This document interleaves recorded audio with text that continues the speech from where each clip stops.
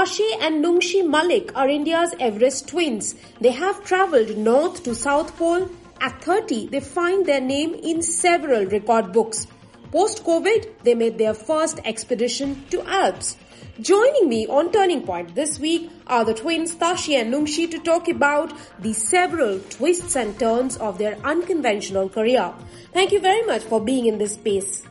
It's such a pleasure to speak to two women who are mountaineers, and when one talks about you, one has to say India's only Everest twins, and the reason being you scaled the Mount Everest, and recently you went to the Alps and scaled if I'm correct, 14,000 peaks. So I'll start with you. I'll start by asking you about scaling the Alps and what led you to your journey to the Alps. Tashi, if I can start with you. Sure. Well, that was a good start. Actually, we did 3 mountains in Switzerland, but 2 of them were 14,000ers and one of them was 12,000 feet. Well, this was an initiative by My Switzerland Tourism in India, and obviously as a part of the Switzerland Tourism, we were invited for this 100% Women Peak Challenge, which meant this was an all-women's expedition, and we were a bunch of women who were to climb these Swiss Alps in promotion of exploring the Alps, but also to promote women empowerment. Because very often when you look at the climbing world, it's still a male preserve, and so to break that stereotype, to break that, lens of people imagining it to be only men's forte. This was a good initiative by the Switzerland Tourism to allow us to show that women can climb mountains and that the sisterhood from all over the world, we are here to send a message, and that is that any girl can climb. So I think it was a great, beautiful initiative. Good start to the Swiss Alps because it was our first time and we absolutely admired it. Nungshi, let me ask you, when I saw your footage, I saw the two of you and there were 3 other women who were tagged along with you in that long string that you had attached yourself with. Who were the other 3 and how did you guys meet and decide to do the expedition together? Well, Rika, first of all, thank you for having us. It's quite a pleasure talking to you.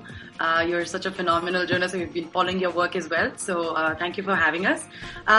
So when Tash and I went to the base in Zermatt, we had 3 other women with us. 2 of them, one of course was not very experienced mountaineer or climber, a novice you can say pretty much. And one of them was representing India Hikes in Switzerland. So she was a part of the expedition as well. We had our guide, who is Caroline, who understands the Swiss Alps wonderfully. And she was a main part of the expedition.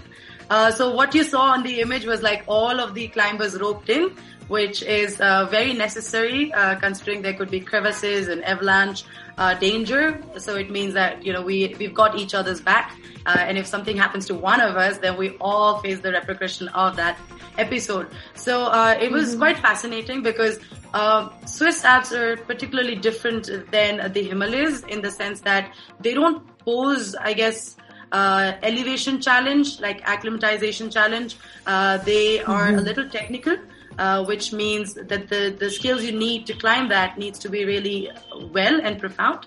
But having these women, I think Switzerland offers the opportunity to each one of us to go as a novice and summit a peak and come down. But I must say that the weather on the summit was unpredictable, and I think if I'm correct, the wind knots went up to 60, which was quite crazy. Okay.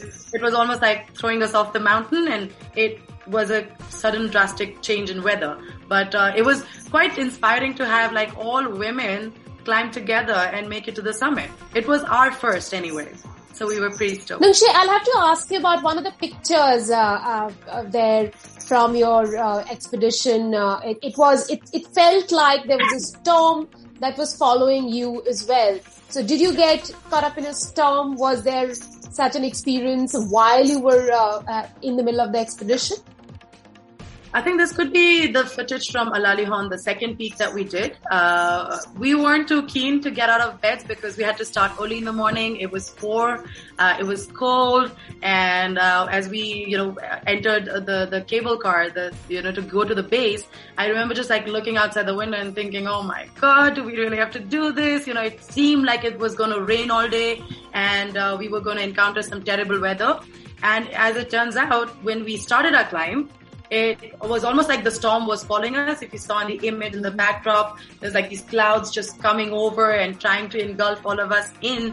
But as we started ascending and got to a point where we were slightly further away from the base, we realized that the weather was starting to clear out. The sun was coming out, the weather was beginning to open up, and it called for an awesome view from the place that we started our expedition.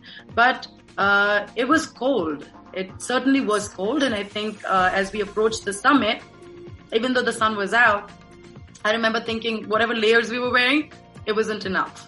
Like, we could definitely stay more warm, and we should have definitely planned better, but we all managed to make it to the summit, despite, I guess, slightly off weather. And it was long and cold, but like I said, the weather was terrible in the morning starting up, and it just cleared up as we reached the summit. So it was a good start. How was the view from the summit? Oh, Tash, how was the view? Do you remember? I can tell you. I think why I love climbing mountains is primarily because of the view. It's so beautiful, and the Swiss Alps, oh my gosh, so charming.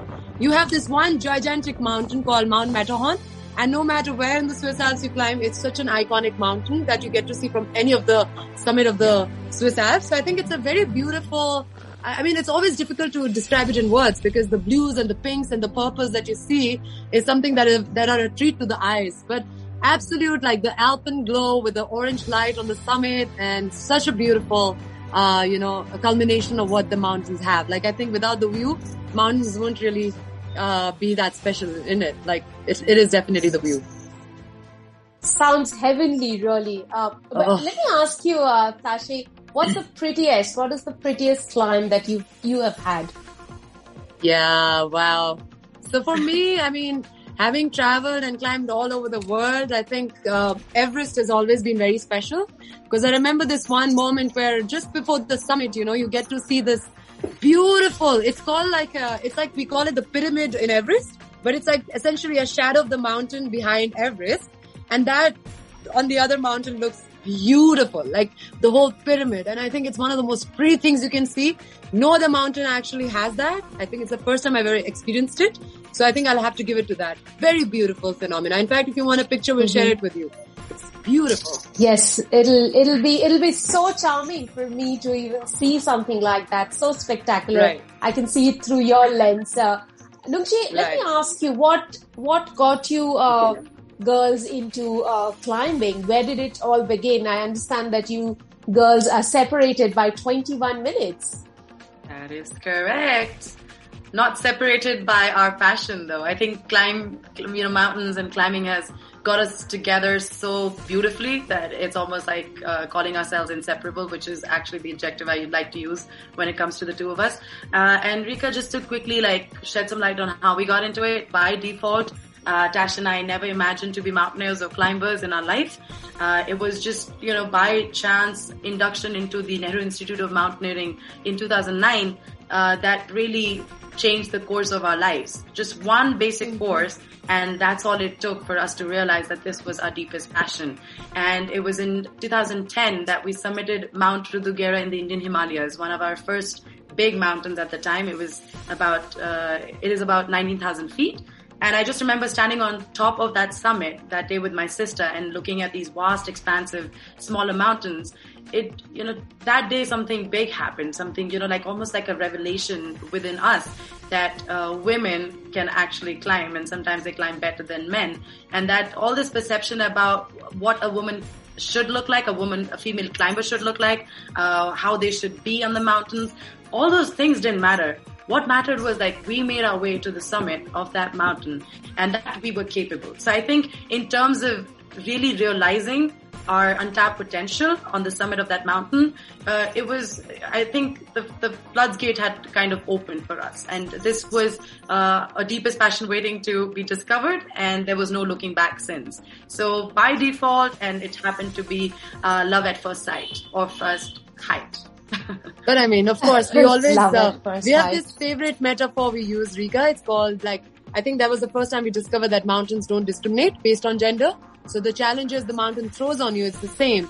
But how you overcome those challenges is up to you. And I think that's what we've realized. And so I think obviously partly, growing up, we've seen that, when you do a certain thing, people don't tend to believe in your, potential. And mountains didn't have that for us. We felt so empowered, and we knew we could surmount any climbs after that. We knew we could climb any big mountain. It was just this beautiful revelation within that we were capable of so much more. But because of our fears and because of the fears that society sort of puts in our minds, we restrain ourselves from doing it. And that's the biggest discovery we had that day, is that, if you really want to make a difference, you really need to do what you love. And the mountains were our way forward. So we knew we had to use that as a medium. Let me ask you, were you never intimidated by the mountains? Wow. Well, for me, I think I have been intimidated by it many times, actually, to be honest, because they're so gigantic in nature. But at the same time, I think that's the beauty, when something looks extraordinarily difficult, something looks impossible, and then you have this desire and the fire to actually, push to your goal and achieve it. That's something is very exciting because, you're going against all odds, and that's the beauty, you don't know it until you do it. And the mountains, they do intimidate me, no doubt. I think I've become more humble, and I know the value of nature and mountains, the kind of, self-reflection we have on these trips. So I think it's very empowering, but at the same time, yeah, they can be intimidating, I must say. And it is challenging at the end of the day. I've never found it. Yes, to me, really you never found it. Ever. I think it just evokes a different sort of respect, and it just evokes a different kind of love and appreciation of the beauty and the elevation and just where it is above the clouds. But it never, to me, was ever daunting or frightening or, something that was a place to be reached. It just seemed like it just evokes such a spiritual connection that even when I looked at it, it just was a powerful tool for me to kind of, fight some of the inner fears that I had about me. So it just, mountains never intimidate me. They make me humble, and I think they just evoke a different kind of respect and love for it. So I'm quite surprised. Tashi and Nungshi, let me ask you, what exactly did you do to break down your fear of mountains, fear of heights that we may say? So what is it that you really need to enter a profession like this? Well, I would say firstly self-belief. Belief in yourself that, if you want to pursue or push to your dreams, you need to believe in yourself. And that kind of comes with determination and the courage to even think about it. Because sometimes, we may have a goal, we may have a passion, but we don't really necessarily have the determination or the courage to pursue it. So I think really believe in what you're chasing after and go with that with full positivity, because I feel like the more positive you are in life, you are easily able to push to achieve your goals. So I think believe in yourself, and if you are passionate about something, give it all the commitment and determination it needs. Nungshi, would you like to take that up? Me, I think, fear is a very weird thing to even talk about, because I feel fear to me always gave that impression that it always lies to you. Every time I've been afraid of something, but I've taken action and gone towards it and tried to overcome it, it just seems like all this while I was just too worried about something that isn't too bad after all. So for me, I think action dispels fear. And the moment I know there's something that, frightens me or that can get me a little bit of chills, I try to go after them, because I'm all this while, it's always proved me right. The fear always lies to you. It tells you can't summit a big mountain, or you're going to lose a limb or your life, but it never happens like that. The moment you go towards it, you realize actually it was an illusion. So for me, I don't like to keep fear in my mind or my heart for too long, because it, takes me away from my productive side. But of course, it's not something that I've learned overnight. It's taken me years to understand it and master it. But there are times when we are scared of small things, and the only way forward is to kind of neglect fear and keep pushing forward. So for me, it never ever gets to me. Sashi, how does anyone get into a profession like mountaineering? I know rock climbing has become an Olympic sport, right, but not mountaineering. So, number one, how do you get into a profession like this? Number two, what are the motivations that keep you going? Well, great question. I think this is a question that, initially when we started out, we had to ask ourselves that, because none of our family, members or ever had even ventured out in a sport like mountaineering. So these were the questions we kind of, asked ourselves before entering it. Well, mountaineering, the beauty is, unfortunately, the sport is one where you don't have spectatorship. So it's not like any other sports where, people could come and, applaud you for what you do. So it lacks that kind of support, and obviously, hence why people get, restrain themselves. But if you take mountaineering professionally, there are ways in indulging yourself in becoming professional with it, which means that you could do up like a guiding certificate from, abroad, because they do offer like the IFMGA, which is an International Federation of Mountain and Association. They basically give you certifications for guiding around the world. It's the biggest. So once you're an IFMGA certified guide, you get to guide on any of these expeditions internationally. So that's one. Obviously, second, the other thing is, I think, at least coming from India, from our perspective, we have found that this profession is still under, when you look at career options, there aren't many, especially because of the certification we get in India. So we are basic, advanced, search and rescue and instructor course certified, but they're not eligible anywhere except in India. But if you do get them, then you can guide within India. And for most, I know, adventure, passionate climbers, that's become a thing to get a certificate and guide in India, like do small treks. But when you look at a global thing, then obviously you have to, really push yourself. First of all, ask yourself why you're doing it, because unless you don't have that strong conviction, it's going to be really challenging. Second, obviously, when you want to chase it, I think there's so much information today sitting on a laptop. You can probably look at so many courses happening around the world. And as long as your, mind and heart isn't, you will find a way to, pursue it. And that's what Nash and I, we've been doing. We've been really trying to, I would say refine our skills, not just in climbing, but also other adventure activities. Because, we've realized that adventure for us is not just climbing. And now we are moving to more like... What are the other activities? Like, there's paddleboarding, there's sailing, there's mountain biking, which is again an exciting adventure, outdoor adventure. So really refining our skills in different, disciplines, because I feel like, just restricting yourself to one skill doesn't help sometimes. You need to be an overall, when you look at an adventure sport, you should be able to know other sports as well. Are you drawn in by any Olympic sport? Oh, wow. If you asked me this question, Rika, 10 years ago, I would say we are such an athlete. Like, we've always grown playing field hockey. That was in school days. And obviously now that we are aging, I feel like, we are interested in rock climbing. I mean, the artificial wall climbing, I think, if not for us, I think we'll be able to at least train few girls in the future so that they are able to, pursue this dream of Olympics, at least in the climbing fraternity. So that's an exciting thing, just having, wall climbing, speed climbing a part of Olympics. I'm so stoked. Well, I have to ask you, what's the way forward for you? I know you have several records that are in the Guinness Book. You have traveled the South Pole, the North Pole. What's next coming for you, Nungshi? What's next? Oh my God, this is a very difficult question to answer. Because whatever Tash and I end up saying, it never goes as planned. Like whatever we decide, this is going to be our future, this is what we're going to do next. But we have a few interesting things in the pipeline. Tash and I are really passionate about a few shows that we want to kind of introduce in India, adventure reality shows that we're passionate about. Can't divulge in details right now, but that's something in the pipeline. Writing could be up the ladder, something about our journey, something about our experience around the world. But there's already so much on the plate right now with our outdoor leadership school and running programs here. So, we are kind of doing so much work already here with our OLS and with the foundation, of course. We hope to increase and expand our activities for next year within the foundation. And there are different initiatives and creative ones that are coming up that would be able to support more and more girls in our society. So we are really excited about that as well. But we are now putting on a little bit of a creative lens with a lot of things that we want to do. We are, but whatever we're doing, we're trying to find ways to spend time apart and kind of build on our individual personalities, because we've always been together, done things together. So we're just focusing on some creative, disciplines for ourselves, so we could just do that while we're away from each other. So we're taken to dancing, music, like so many other things.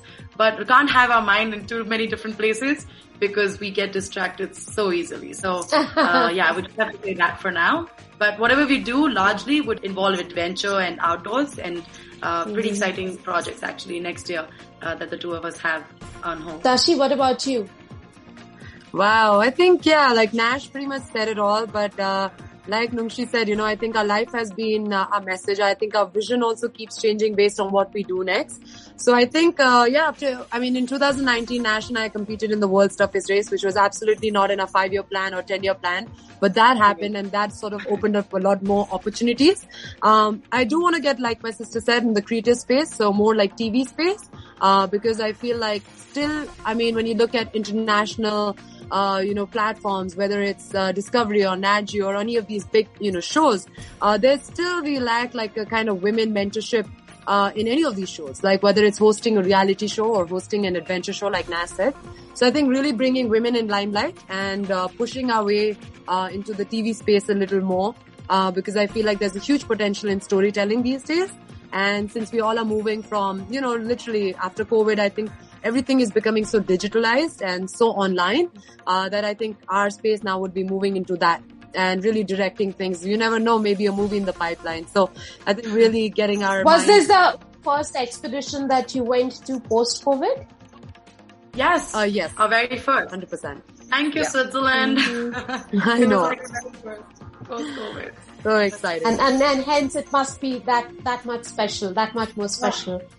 Huge relief, I tell you. And we didn't have to wear masks. Remember, Tash? We were in the country without wearing masks. It was such a huge relief because we were literally the kinds who would never leave the space. Like we would always be in the house, like never even step out of the gate. So for us to venture out and go to Switzerland, a new country where we've never been, and then roam around without masks was absolute relief. So we're so lucky, very fortunate to have got that experience really post-COVID.